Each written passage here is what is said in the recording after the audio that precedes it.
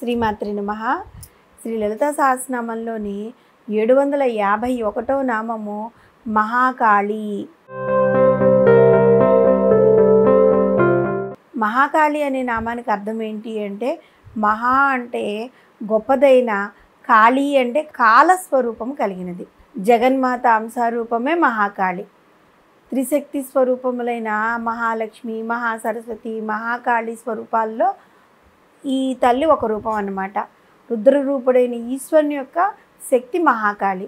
దుర్గా సప్తశతిలో కాళీమాతని ఏ విధంగా స్తుతించింది అంటే, తన యొక్క 10 చేతుల్లో ఖడ్గము, చక్రము, గద, ధనస్సు, బాణాలు, ఇనుప కట్ట కలిగి శూలము, భుసుండి, శిరస్సు, శంఖము ఇవన్నీ ధరించి సర్వాభరణములతో అలంకృతమై శ్రీ మహావిష్ణువు యోగ నిద్రలో ఉన్నప్పుడు బ్రహ్మను సంహరించడానికి వచ్చిన మదకైటబులను సంహరించడానికి బ్రహ్మదేవుని చేత స్తుతింపబడి ఇంద్రనీలముల వంటి శరీర కాంతి కలిగి 10 ముఖములు 10 పాదాలతో ఆవిర్భవించిన శ్రీ మహాకాళీదేవిని స్తుతించుతున్నాను అని చెప్పి దుర్గా సప్తశతిలో ఉంది. ఉజ్జయినిలో మహాకాళేశ్వర క్షేత్రంలో వెలిసిన మహాకాళేశ్వరుని యొక్క పత్ని మహాకాళి. కలకత్తాలోని దక్షిణేశ్వరంలో కొలువై ఉన్న దేవత దక్షిణకాళి. ఈ కోవెల్లో కాళీమాత భవతారిణి అనే పేరుతో కూడా కొలవబడుతూ ఉందన్నమాట. భవతారిణి అంటే ఏంటి? ఈ భవసాగరాన్ని లేదంటే సంసార సాగరాన్ని దాటించేది అని అర్థం. రామకృష్ణ పరమహంస వారు ఈ ఆలయంలో జగన్మాత కాళీదేవిని పూజించేవారట.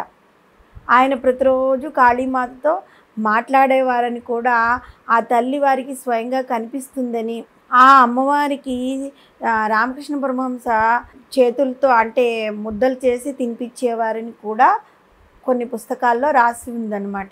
మహాకాళి అంటే అనంతమైన కాలస్వరూపము. ఆ తల్లికి కాల విభాగములు అంటే యుగములు, మన్వంతరములు, ఆది అంతములు, భూత భవిష్యత్ వర్తమాన కాలాలు, పగలు రాత్రి, వారాలు, పక్షాలు, నెలలు, సంవత్సరములు అలాంటివి ఏమీ ఉండవు. అనంతంగా పరిభ్రమిస్తున్న కాలచక్రమే కాళీ స్వరూపము. అటువంటి కాలచక్రమును గతులు తప్పకుండా నియమానుసారంగా నడిపించే దేవత మహాకాళి. కాళీ రూపాలు 9 రకాలుగా ఉన్నాయి. అవేంటి అంటే దక్షిణకాళి, భద్రకాళి, శ్మశానకాళి, కాలకాళి, గుహ్యాకాళి, కామకళాకాళి, ఘనాకాళి, సిద్ధకాళి, చండీకాళి. సృష్టిని తనలో లయం చేసుకునే రూపమే మహాకాళి. ఈ తల్లి మృత్యువుకే మృత్యువు లాంటిది. మహాభారత యుద్ధంలో 18 అక్షౌహిణుల సైన్యాన్ని ఆమె లయం చేసుకుంది. ఈ విషయాన్నే గీతాచార్యుడైన శ్రీకృష్ణ పరమాత్మ భగవద్గీతలో 11వ అధ్యాయమైన విశ్వరూప దర్శన యోగంలోని 32వ శ్లోకంలో వివరించారు. నేను లోకములన్నింటినీ తుదముట్టించుటకే విజృంభించిన మహాకాలుడును ఇప్పుడు ఈ లోకములను రూపమాపుడికే పూనుకునున్నాను. కనుక నీవు యుద్ధము చేయకున్నా వీరులెవరూ మిగలరు. ఆ మహాకాళుని స్వరూపమే ఈ మహాకాళి అన్నమాట.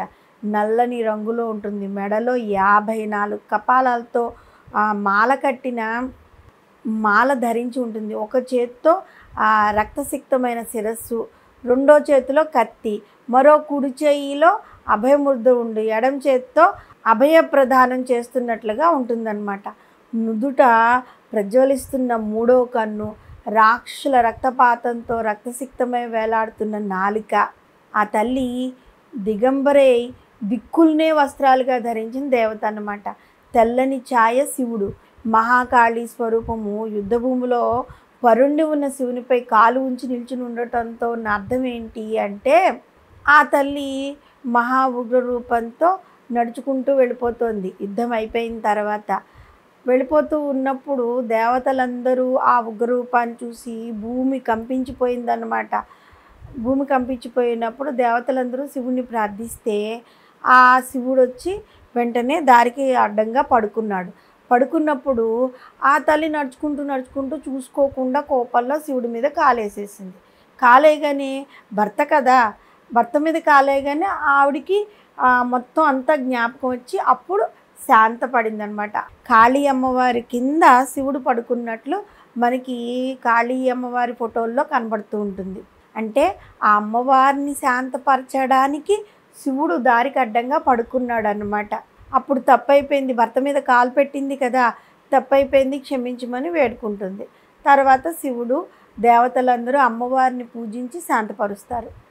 త్రిశక్తి స్వరూపములైన మహాలక్ష్మి, మహాసరస్వతి, మహాకాళి స్వరూపాల్లో ఒక రూపమైన రుద్రరూపుడైన ఈశ్వరుని యొక్క శక్తిగా ఉజ్జయిని శక్తిపీఠంలో మహాకాళేశ్వరుని పత్నిగా కాలస్వరూపిణిగా ఆవిర్భవించిన మహాకాళి అమ్మవారిని కనుక మనం పూజిస్తూ ఉన్నట్లయితే మనకి శత్రుభయం అన్నది ఉండదు. అంతేకాదు మృత్యుభయం కూడా ఉండదన్నమాట. శ్రీమాత్రే నమః.